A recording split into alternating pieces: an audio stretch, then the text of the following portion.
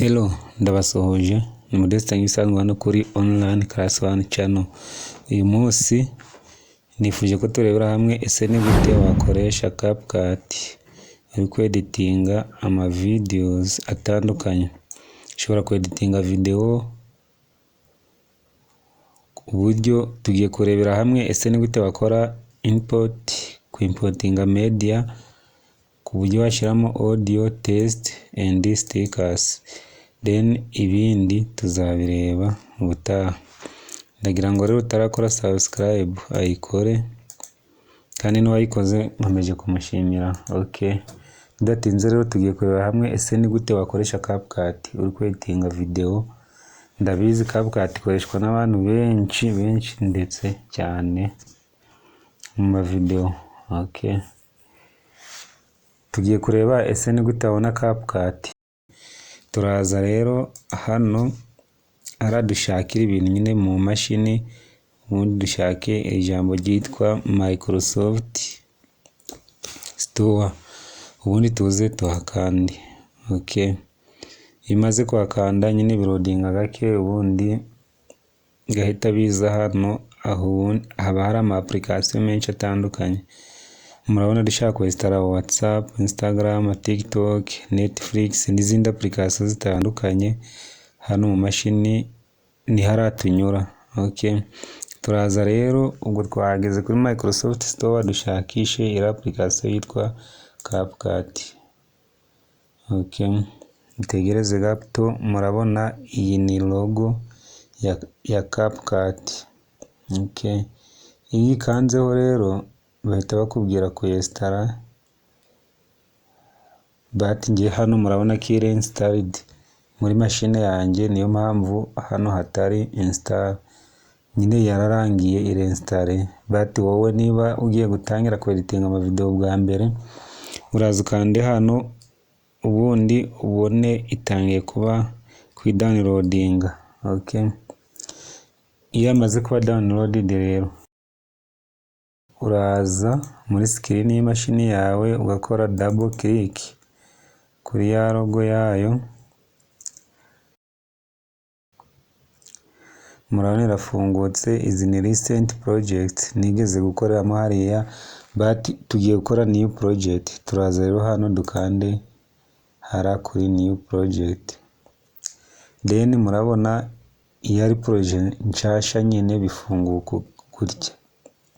Okay, hano handitse import media, audio, text and stickers, ari nabyo nashatse ko turebaho uyu munsi. Okay, tugiye kureba ese ni gute importinga media, then uko washyiramo audio, text and stickers. Text nyine ni amagambo ngo icyo ushaka gukora lyrics, stickers ni twa tuntu nyine tuba turi kudustika nyine muratuzi nk'utwo muri WhatsApp cyangwa se muri message zisanzwe ko wakora sticker. Okay, turaza rero kwira importingemo media. Hano murabona settings hari aho ushaka ku importinga audio, but uraza hano kuri media, then uzurebe muri folder irimo ama media atandukanye. Okay, tuze rero wenda nshaka gukora iyi CapCut video, ndaza nyifate nkore left click, then nyizane hano muri CapCut nishyire hariya. Okay, iriya ni video, then nongere nze hano ndebe wenda audio ijyanye n'ira CapCut. Murabona ni CapCut audio, then nyifate left click ni dropping hano. N'utundi twinshi dutandukanye ushobora kudufata, wenda n'aka kari related n'ira CapCut, n'amafoto n'ibiki byose. Then inze mbere hano kuri ya CapCut video, nzi kandi ku kamenyetso ko guteranya hariya. Murabona ko yahisiza hano kuri iyi timeline. Okay, then nkongera nkaza kuri CapCut audio, then nayo igahitiza hano kuri iyi timeline. Okay, uplayinze rero murumva ko iri kwiplayinga. Okay, iyo hano uri kubona nyine biri gutinda, cyangwa se ari duto cyane, hano hari akamenyetso ko guteranya na minus. Iyo ukanze kuri Laplace ubona ko bigenda byiyongera, nyine ni nko kongera kugira bibe binini. Okay. Ubwo ni uburyo bwa mbere tubonye ukuntu wakwimportingamo media. Media ishobora kuba audio cyangwa se video. Okay. Ikindi wenda ni sound iturutse ku ruhande, wenda nk'iyo kuvuga ngo sound y'umuyaga cyangwa se irindi jwi runaka, beat yakozwe n'abantu runaka batukumva ushaka kuba wayikoresha. Okay. Uraza rero ukanda hano kuri audio, then machine kubera biri connected kuri internet, uraza uri hari aho gusacinga, murabibona, wandikemo wenda wind. Ushobora gukanda enter, then ugategereza machine gasacinga amajwi y'umuyaga. Okay, murabona rero iyi ni imiyaga itandukanye. Hano ni akajwi gafite amasegonda 32, isegonda 1, amasegonda 42, amasegonda 8, then n'ibindi byinshi. Wenda mfate kano k'amasegonda 3 nkazane nka dropping hariya kuri elastic. Okay. Ngiye guplayinga rero murumva uko kavuze. Okay. Iryo ni ijwi ry'umuyaga. Ushobora rero kuba ushaka n'andi majwi, beats runaka, ugafata beat ukaza ukayidropinga hano, kaba downloaded.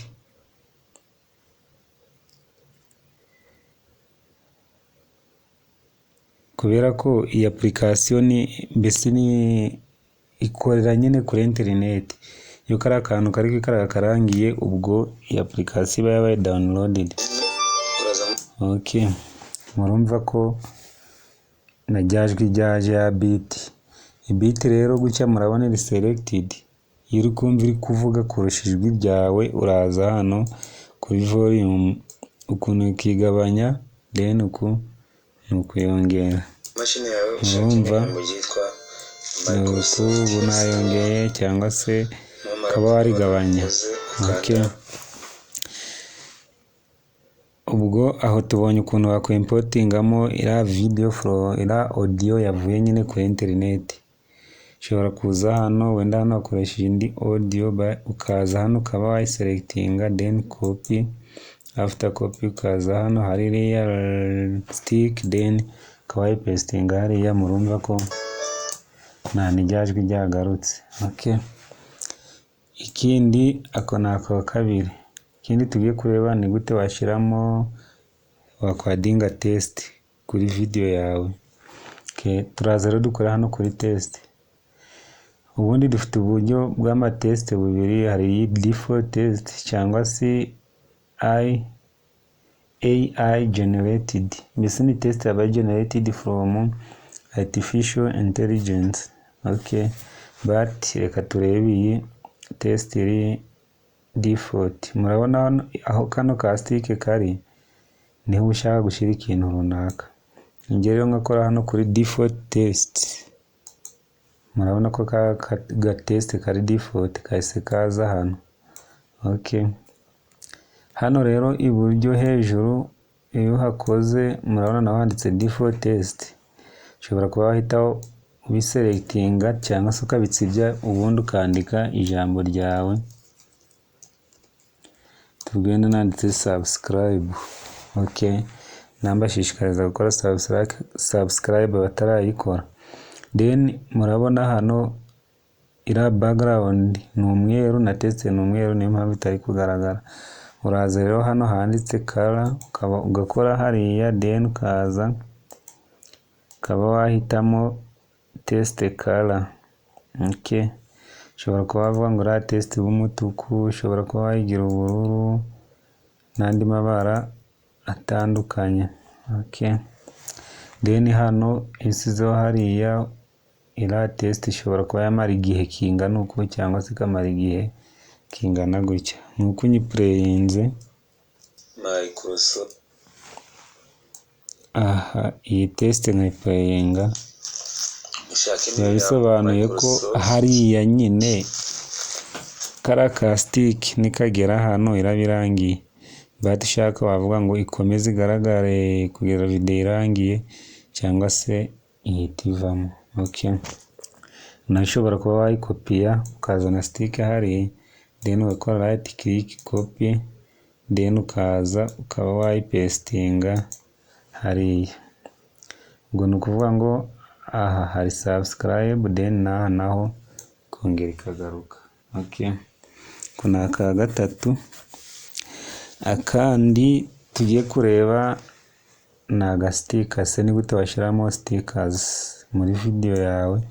Murabona sticker niba muzizi nazo ziba zivuye kuri internet, iriya sticker. Okay. Kubera machine biri connected, utuntu sticker tuba dutandukanye. Okay. CapCut ikorera kuri internet nyine, nta nubwo wapfa kuyeditingisha udakoresheje internet, nubwo bibaho but ntabwo biba ari sawa, hari features zimwe na zimwe itakwereka. Okay, murabona rero aya ni amastika atandukanye yo kwerekana ibintu. Here tudu fresh, tutuzeru, byose biza bitewe nuko iri connected. Okay, tuvuge rero ngiye gushiramo kano, ndaza wenda mvuge ngo nshaka kugashyira aha. Nzana stick yanjye hano, then nzikora aka kantu nkande kuri ya kimenyetso cyo guteranya, gahite kahaza mvuge ndakaragarukira hariya. Then kuri aka kantu ushobora kuba wayirotatinga ukaba wanagira ute, wanayigabanya kuri size ushaka. Then ifashe left click hano urayitwara ukavuga uti wenda nshaka kwerekana kano. Okay. Iyo duplayinze rero murabona ko kari gukora. Ubu nikagera hano karahita karangira. Okay, hano wenda ushobora kuba wahita indi sticker, ukaza ugakanda kuri ya plus sign, then ukaza ukavugarukira hariya ukayigira nini cyangwa ntoya, ukaba wanayipositiona ahantu runaka, then uplayinze video. Murabona ka gastika gahise kaza. Okay. Ko nakandi kantu tubonye ka kane. Okay. Murabona rero iyi CapCut ni sawa. Iyo umaze kuyikora birangiye uragenda ukayiexportinga, then ugacekinga n'ibindi bintu. Okay. Uku niko CapCut ikora nyine. Ikindi nababwira, iyi application iri free. Ni ukuvuga ngo ntabwo usabwa kwishyura n'igiceri runaka kugira ngo ukoreshe iyi application. Uragenda ukayishaka hariya kuri internet ukayikoresha, ntabwo uyishyura kwa kundi bavuga ngo application bari kudaha free trial ngo nyuma y'iminsi 3 duhite dutangira kuyishyura. Wapi. Uragenda nyine ugahita uyidownloadinga, then ugahita uyikoresha. Mpamvu nabonye ko ari ikintu cy'ingenzi ngomba kwereka abantu bari gushaka nyine gukoresha ama video runaka. Habamo n'uburyo bwo guspidinga, gukora zoom in and out, ari byo tuzakurikizaho muri video ndi hafi gukora.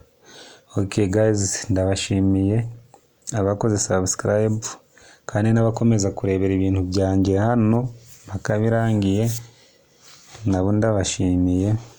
Abatarakora subscribe mugerageze muhakore, kandi n'abayikoze sawa, mwarakoze. Okay. Thank you very much. See you next time.